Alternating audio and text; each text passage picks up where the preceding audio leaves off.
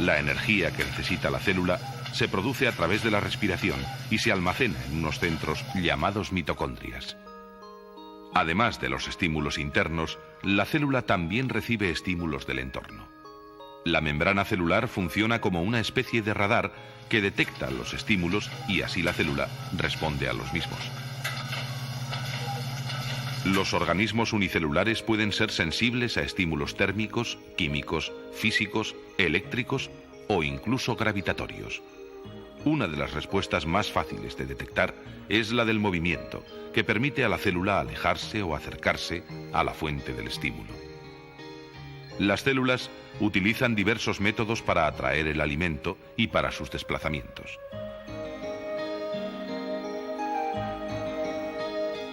Muchas células tienen una especie de pelillos de distinto tamaño que utilizan para el movimiento y captura del alimento que hay a su alrededor. Pero existen otras formas de movimiento como la contracción o la emisión de seudópodos que utilizan las amebas y algunas de las células que componen la sangre.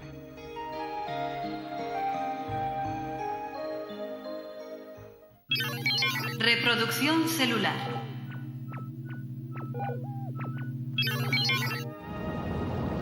La reproducción es uno de los procesos más importantes de todos los seres vivos.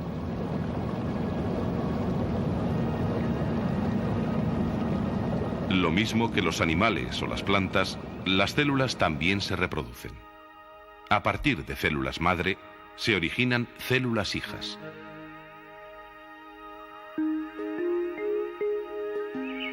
En la reproducción, la célula madre transmite a las hijas la información genética necesaria para su funcionamiento.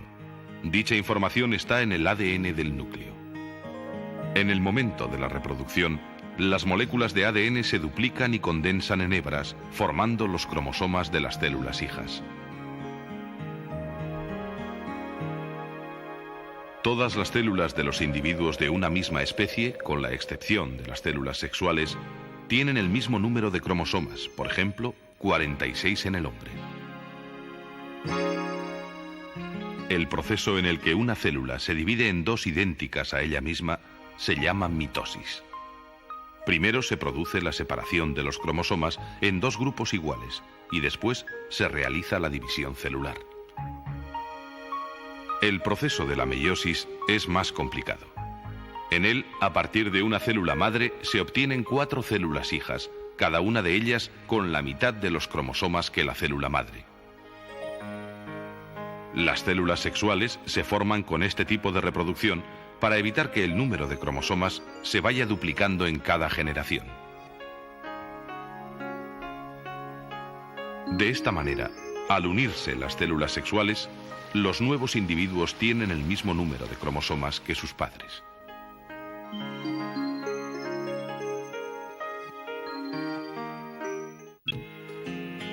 Las células son unos organismos tan importantes como diminutos. De hecho, la mayoría son invisibles a simple vista. Por eso, para su estudio, es necesaria la utilización de microscopios. Casi todos los seres vivos son células o están compuestos de ellas. En los organismos superiores se organizan en grupos con funciones diferentes formando los tejidos. En el hombre, por ejemplo, las células musculares son alargadas. Las neuronas o células nerviosas son estrelladas y tienen largas prolongaciones. Los virus no son células porque no tienen núcleo ni cromosomas. Las bacterias tampoco tienen núcleo y sus cromosomas están dispersos en el citoplasma sin orden aparente. Pero otras células tienen un núcleo bien definido en cuyo interior se encuentran los cromosomas que contienen el material genético y controlan todo el funcionamiento celular.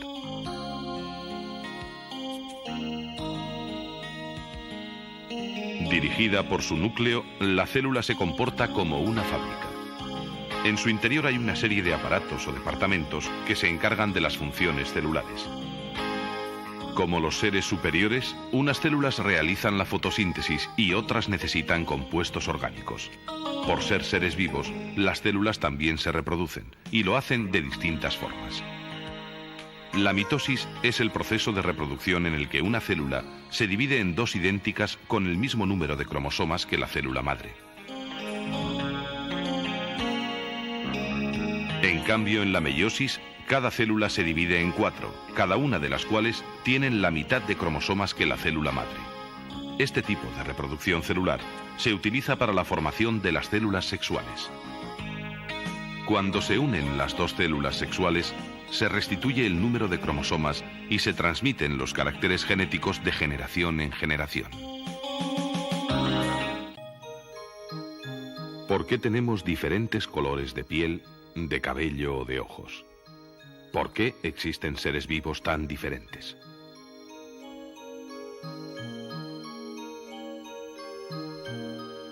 El responsable último de toda esta variedad es el ADN, o ácido desoxirribonucleico, una molécula que se encuentra en el núcleo de todas las células. Contiene la información para la síntesis de las proteínas y es el transmisor de la herencia genética.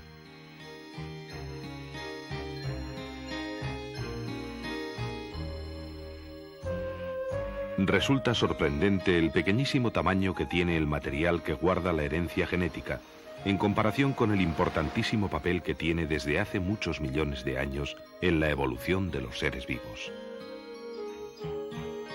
El concepto de ADN es relativamente nuevo y solo de una manera lenta y progresiva han conseguido los científicos resolver el enigma de la evolución. Historia.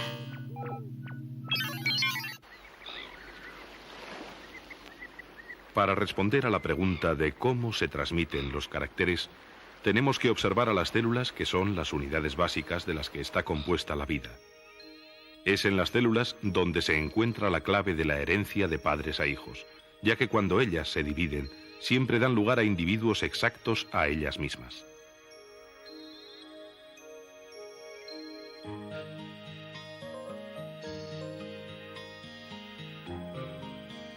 El primer hombre que estudió la forma en que se heredan los caracteres biológicos fue el monje austríaco Gregor Mendel, que utilizó plantas de guisante como material de su investigación. Tras muchos experimentos, Mendel llegó a la conclusión de que los caracteres, el color en este caso, se transmiten por separado en diminutas unidades físicas llamadas genes.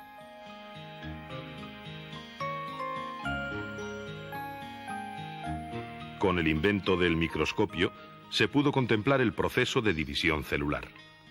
El núcleo se condensa en hebras, que son los cromosomas, que se dividen en dos grupos y se separan.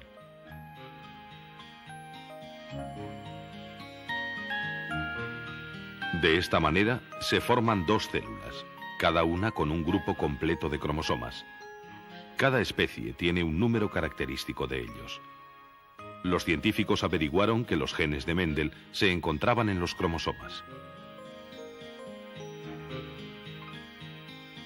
Hoy se sabe que los cromosomas están formados por casi 2 metros de moléculas de ADN enrolladas. En esta fotografía se puede ver una molécula de ADN aumentada 1 millón de veces. Estos son algunos de los científicos que desentrañaron parte de los misterios de la estructura del ADN en la década de los 50.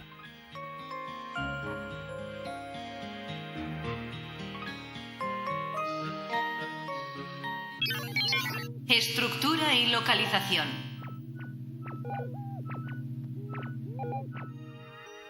Los cromosomas están en el interior de todas las células suministrando la información necesaria para su funcionamiento.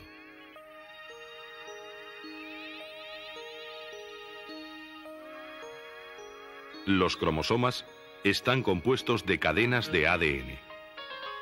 El ADN, a su vez, está compuesto de unas subunidades llamadas nucleótidos. Cada nucleótido está formado por un fosfato, un azúcar y una base. Solo hay 4 tipos de bases: citosina, timina, guanina y adenina. Los fosfatos y el azúcar forman el espinazo de la cadena. Pero el ADN tiene estructura de doble hélice, así que hay 2 espinazos que están unidos por las bases, que se unen entre ellas siempre de una manera determinada.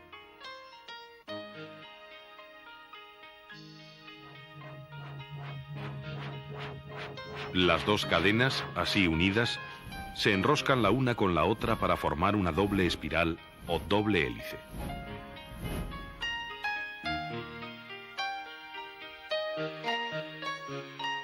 Estas enormes moléculas, con una estructura tan complicada, cumplen quizás las funciones más importantes de la actividad celular. Funciones del ADN.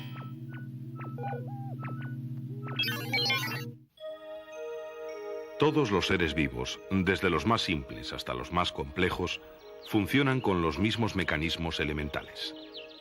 Los tejidos de los animales superiores, por ejemplo, aunque sean muy diferentes entre sí, están constituidos por células. Todas las células tienen en su núcleo unos cromosomas, como los que ahora vemos teñidos de rojo.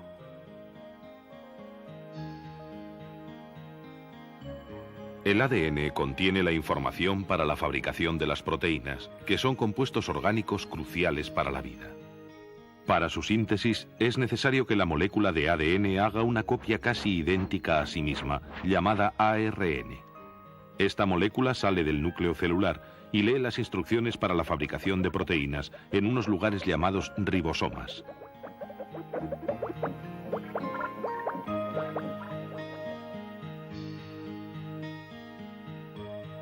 Para hacernos una idea de la enorme importancia que tienen las proteínas, diremos que para que los seres vivos se mantengan con vida, es necesario que se produzcan constantemente miles de reacciones químicas bajo un estricto control. Estas reacciones se producen por la acción de unas proteínas llamadas enzimas. La piel, las uñas, el pelo, la hemoglobina de la sangre, los tendones y hasta el armazón orgánico de los huesos están formados por proteínas. La otra gran función del ADN es la de transmitir de padres a hijos la información genética duplicándose a sí mismo.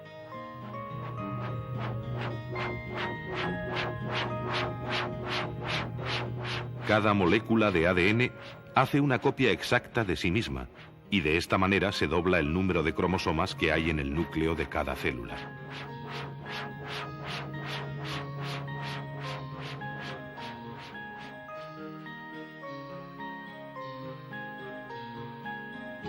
Cuando se han duplicado los cromosomas, se produce la división celular, y las nuevas células tienen ya las instrucciones necesarias para su funcionamiento y para transmitir los caracteres de generación en generación.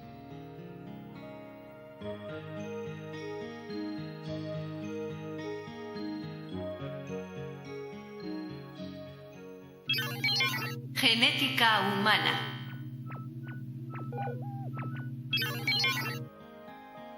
En la reproducción humana, cada individuo recibe un número completo de 46 cromosomas, 23 del óvulo femenino y 23 del espermatozoide masculino. De los cromosomas que tenemos, hay 2 que contienen la información relativa al sexo del individuo. Estos cromosomas son XX en las mujeres y XY en los hombres.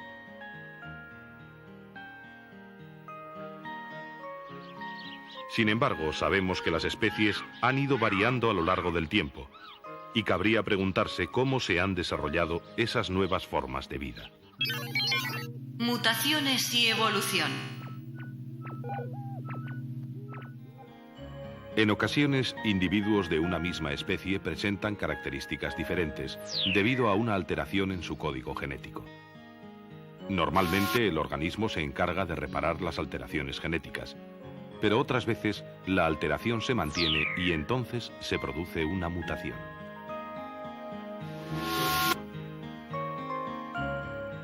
La mayoría de las mutaciones producen anormalidades que disminuyen las posibilidades de que el organismo sobreviva. Pero algunos de los cambios son útiles, y estos seres sobreviven y los transmiten a su descendencia, y este es el mecanismo de selección natural que explica la evolución de los seres vivos. 1914. Las naciones más poderosas de la Tierra se enzarzan en la mayor guerra que había conocido la historia, la Primera Guerra Mundial. Saldo: 6 millones de combatientes muertos. 1918.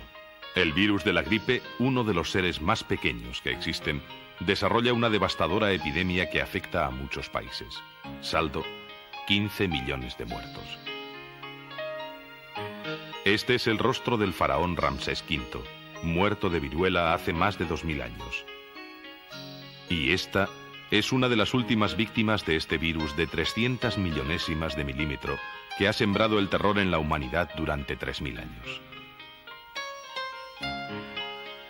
El médico rural Edward Jenner protagonizó la primera gran victoria del hombre contra los virus cuando en 1796, en esta cabaña, inyectó a un niño sano de 8 años con el líquido de una ampolla de la mano de una vaquera que padecía una forma benigna de viruela. 2 meses más tarde llegó el momento más arriesgado del experimento, cuando inoculó al niño con la auténtica viruela. El muchacho no contrajo la enfermedad. Había quedado inmunizado. Desde este momento, la vacunación se propagó como un incendio. En nuestro siglo, las vacunaciones masivas a escala mundial han conseguido uno de los mayores logros de la ciencia: hacer desaparecer la viruela en todo el mundo. Con los microscopios ópticos podemos ver seres tan diminutos como los protozoos o las bacterias. Sin embargo, los virus son tan pequeños que no se pudieron observar hasta la aparición del microscopio electrónico en los años 30. Los virus se miden en micras, es decir, en millonésimas de milímetro. Caben millones de ellos en la cabeza de un alfiler y, sin embargo, son los enemigos más formidables del hombre, exceptuando al propio hombre.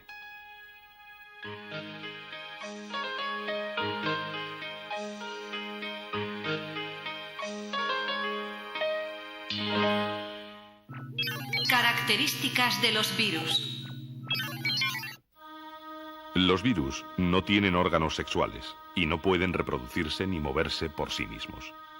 Tampoco tienen otras funciones propias de los seres vivos,